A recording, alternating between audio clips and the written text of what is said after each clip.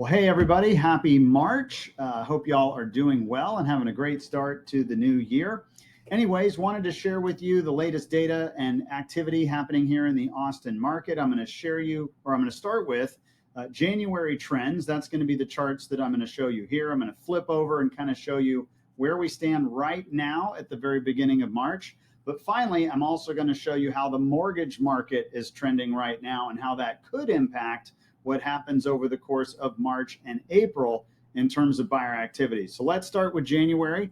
So this is a look at the last 5 years of data. And if you look at the very bottom of this chart right here, you can see this little orange X that is telling you how we finished out January activity. So in terms of number of home sales, it wasn't very much. We only had 1,634 single family sales in January. That's even lower than we had in January of 2019.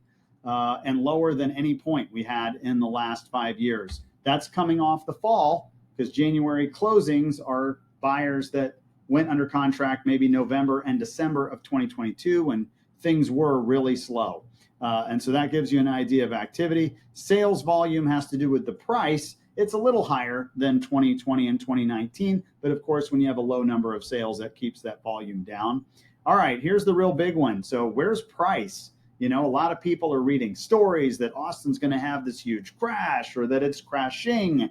What's happening with price? Well, if you look at 2022, which is this light blue line, and also the beginning of 2021, this is where the market was just going crazy on price, right? And so what happened last year is finally the interest rates spiked in this spring, shut off the market, and then the price came all the way back down.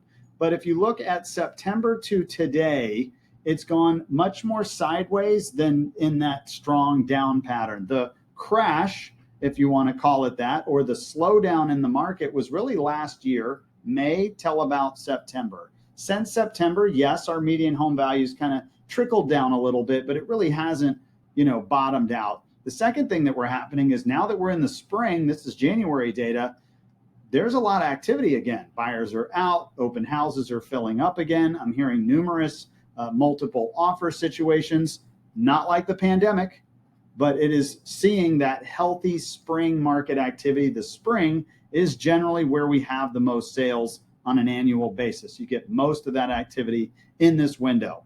What's happening is if you look at this median home value, we're sitting around 450. That's about equal with either April of last year or September of 2021.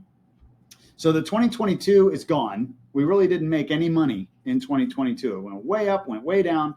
We're still hovering somewhere in the upper 2021 price range. And right now it's kind of trending, a little bit down, but not too bad. I wouldn't be surprised though, if we get into this part of the spring and maybe it goes truly sideways or even has a little bounce up.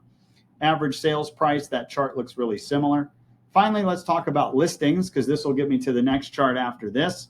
When you look at listings, listings are up, but we really had this massive spike of listings last year because nothing could sell. The interest rates just scared everybody out of the market, and you had a huge swell not only of resale sellers, but you also had all the home builders.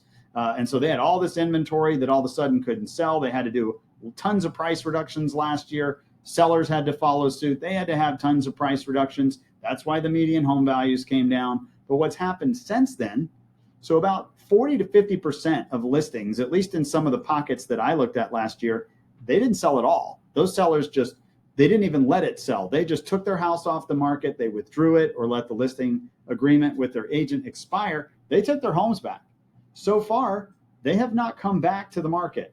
And so we're not seeing this big upswell of sellers that we normally see. So this is the second chart I want to share with you. This is real-time data. This is March 2nd when I'm filming this video. So as you see, here's last year, April, and then bam, May, and then June and July, and the listings were just piling up because the number of contracts was starting to dwindle. The buyers were not buying the homes as fast as they came on the market. But since we had September last year, that was the peak. Since then, every month we've been trickling down, down, down, down. That's normal. In the fall, you normally have a kind of pull down, but we're already in March. Normally we would have seen it hit January and then start to build back up again. We're not seeing that yet. So what it tells me is we're not going to have as many sellers this year as you would expect in a normal year. I think we're going to have fewer sellers. That's going to suppress some of the supply. It's still early March, but it's going to suppress some of that natural supply. If buyer demand picks back up, that starts to chew up again some of that inventory, and it keeps the months of inventory down. However, what happens if the demand goes down because interest rates spike and buyers pull back again, which could happen? Well, then even if sellers are coming down, if buyers go down too with them and there's not anybody buying up those houses, it'll keep enough supply on the market. Sellers have to compete for each other, sell the house, and it may continue to let the price trickle down a little bit. So here's the part that's interesting. In February to today, this is the mortgage market.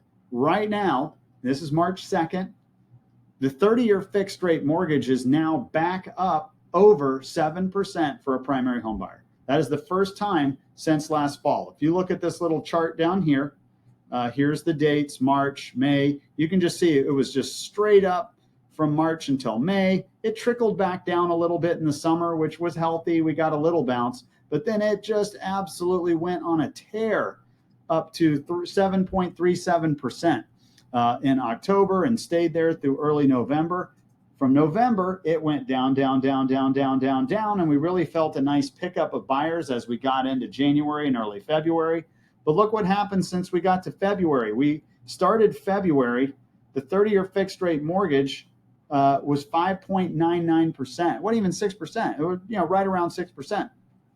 But since February, bam, it has just been on a tear all the way back up to 7.1%. So over a full interest rate in basically a month. It hasn't quite, I haven't felt that tremor that we had last year when it kind of just killed the market, because we're not going from 3 to 7, we're going from 6 to 7. But still, it's going to have an impact on buyers. Those buyers that are just now starting their search, just now starting to get underwritten with those lenders, just now going out there or running the numbers and saying, wow, are these houses too expensive for me? That's the test. That's where we're at right now in the market. So I can tell you, we had a listing hit the market today. I've already got numerous agents that have shown it. I've already got a few of those saying they might write an offer. We'll see. But that's a lot of activity compared to what would have happened in the fall. I was prepping sellers in the fall that you may have to have your house sit on the market for a month or more before you get your first offer. That can still happen today. So I don't want to say that the market's back to crazy. It's not. But it is showing me that we're getting that buyer activity again. This is the time of year when people like to buy. Usually the prices, if they go up, are going to go up between now and let's say early summer. And every year they kind of flatten in the summer and they start to taper back in the fall. And that's kind of a normal year. So right now, it feels like we're returning to a normal year. I would watch this chart right here. Mortgage News Daily, if you want to check out this website, is a great website. And literally almost daily, you can come in here and check out mortgage rates like the stock market. Watch that chart. What it's telling me is that at least in the next short term, let's call that 2 to 4 months, the bond market, which affects the mortgage rates, is nervous. Inflation's getting pretty sticky. It's getting hard to come down. And because of that, they're afraid the Fed is going to keep pushing their side of the rates higher. And therefore, the bond investors and the mortgage investors are going to want higher and higher yield. And because of that, that's why the rates reversed course this last month and are now going back up. And so watch that right there, because we've had a pretty healthy January and February. And those closings haven't been factored into the data yet. I just showed you January closed sales, which is still 2022 buyers closing in January. So we haven't actually seen all the data yet of what the 2023 buyers are doing. I would not be surprised if the median home price tricks up a little bit, maybe for January, February, March, something like that. But if these interest rates put downward pressure on buyers and it removes some demand from the market, it may help us stagger back down. So that's what we're going to be watching right now. I will say, if you're a seller right now, number one, you want to be watching this chart. And number two, you want to be watching active homes on the market, not sold comps. Because sold comps, when you have mortgage rates bouncing like this, yeah, one buyer maybe bought that house for 600, but the next buyer has to come to you and it's a full point higher. They may want your house 575, even if it's the same house. So we really want to make sure that we are in the right position to compete against active homes on the market. And if you do that, I'm pretty confident you could actually have a really nice sale this spring. If you are a buyer, you need to have a great relationship with your lender. I don't think it's the right time to go and get the big box El Cheapo lender who can't really help you in a volatile time to make sure you can close. Because what you need is a lender that can work with you, pick up the phone. They got you on speed dial. You got them on speed dial.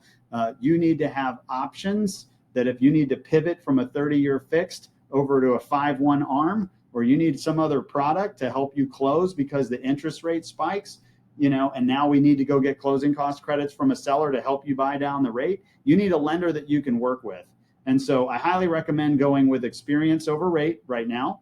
Get a great lender so that you can buy the property you want and close. If you do that, this is a good market, okay? And there's a lot of good properties out there that you would not have seen the past 2 years because they would have sold in 2 seconds. Now you have the opportunity to go tour more stuff. There's more inventory on the market than the last 3 years. That's healthy for you.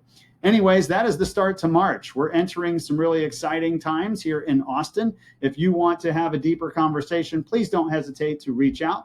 We'd love to work with you. And of course, if you know anybody else looking to move, buy, sell, invest in the Austin market, we would love the opportunity to talk with them. Until then, enjoy St. Patrick's Day and talk to you soon.